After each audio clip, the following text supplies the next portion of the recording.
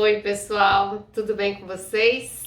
Então, agora a gente vai fazer uma revisãozinha de tudo que a gente falou até agora, que é para a gente recordar todo o conteúdo que a gente falou, tá bom?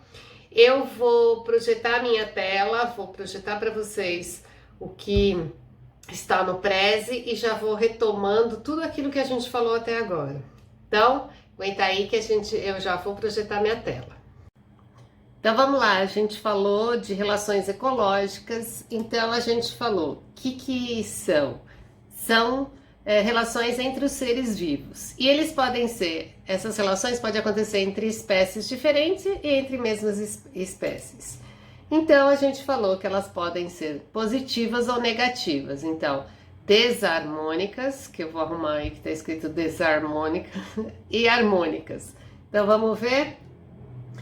A harmônica intraespecífica, dentro da mesma espécie. Falamos de colônias, que são indivíduos intimamente ligados, que cada um tem um papel, mas são ligados anatomicamente, tá? Formando uma unidade só. Se eu destruo um, eu destruo todo o grupo.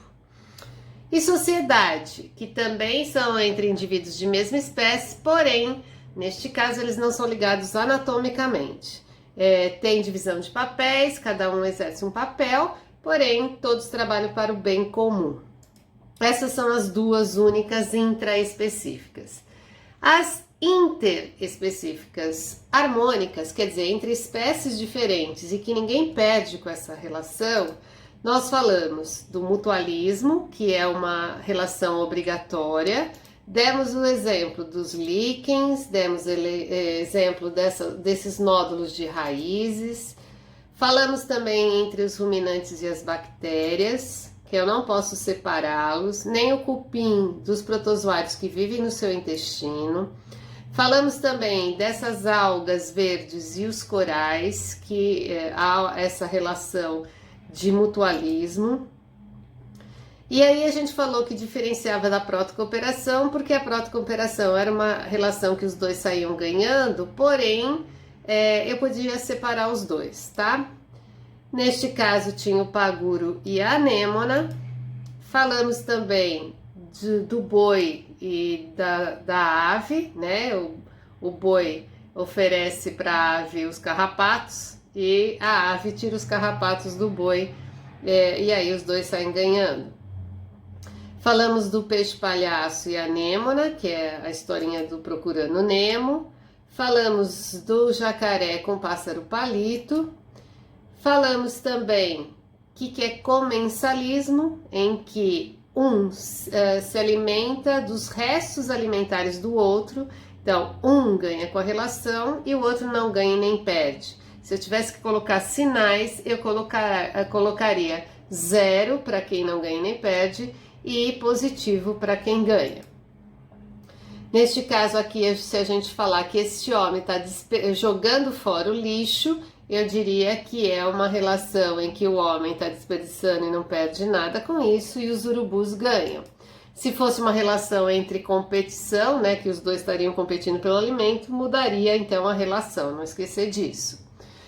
O tubarão e a rêmora, que a rêmora se alimenta de restos do tubarão.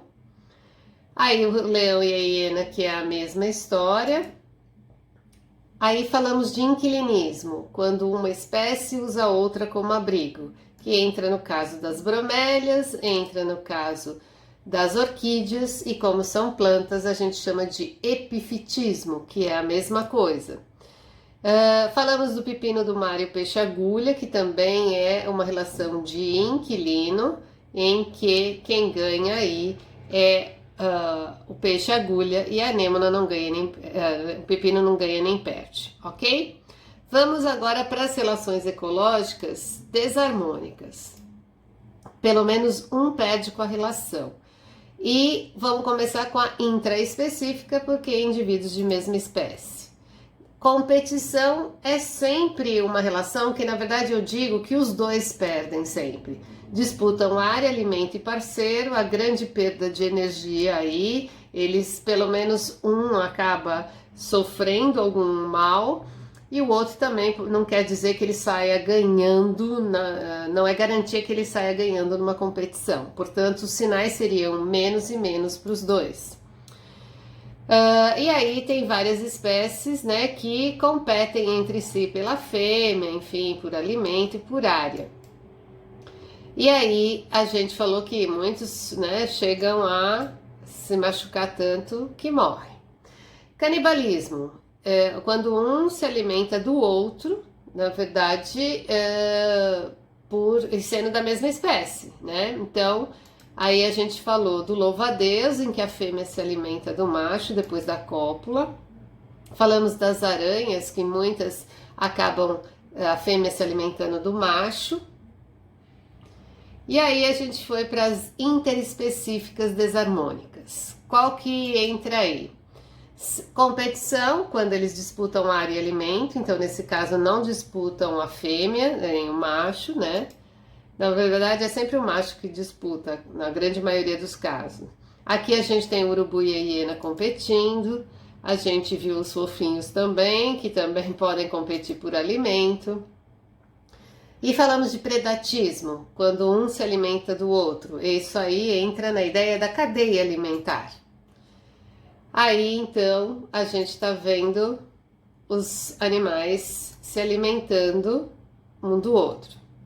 Esclavagismo ou sinfilia é quando uma espécie acaba usando o trabalho da outra como benefício próprio. Então, neste caso interespecífico, a gente tem entre espécies diferentes o pulgão e a formiga, em que o pulgão suga a seiva e a formiga se alimenta, aprisionando esses pulgões para sugar a seiva para ela. Aí a gente está vendo, o pulgão suga e ela suga, que sai pelo ânus, na verdade, do pulgão, né? Aqui a gente tem o pássaro chupim, que deposita os ovos dele, então você está vendo que são ovos diferentes, e a fêmea da outra espécie acaba chocando os ovos, que é do chupim também. Aí, várias relações em que o homem usa o animal para benefício próprio, a gente chama de esclavagismo. Então, a gente falou da apicultura, se a gente falou de cavalo que puxa carroça e assim por diante.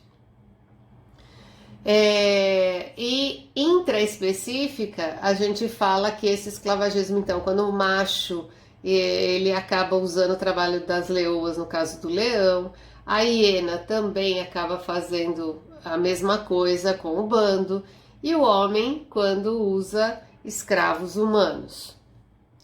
Amensalismo e antibiose é quando uma espécie geralmente lança substâncias tóxicas e não impede a outra espécie de crescer. Neste caso aqui a gente está vendo um fungo que não deixam as bactérias crescerem aonde ele libera a substância, né? Foi aí que surgiram os antibióticos. Estamos vendo aqui um fungo e aqui as bactérias. E a gente vê que ao redor dele não forma bactéria, né? As bactérias não crescem. Então foi aí que foi descoberto o medicamento como a penicilina, antibiótico. Aqui a gente tem também o amensalismo das algas que acabam surgindo, as algas vermelhas, que a gente chama de maré vermelha, e impede e chega a matar crustáceos, moluscos, enfim. O eucalipto também faz isso, ele é uma planta de grande porte que precisa de muita água e ele libera uma substância pelas raízes que impede que outras consigam crescer no solo. Parasitismo, quando a gente tem uma espécie vivendo à custa de outras. Então, neste caso, a gente está vendo aí boi carrapato, a gente viu também fungos no cavalo, a gente falou também da lombriga no ser humano, aí ó, vivendo no intestino do homem.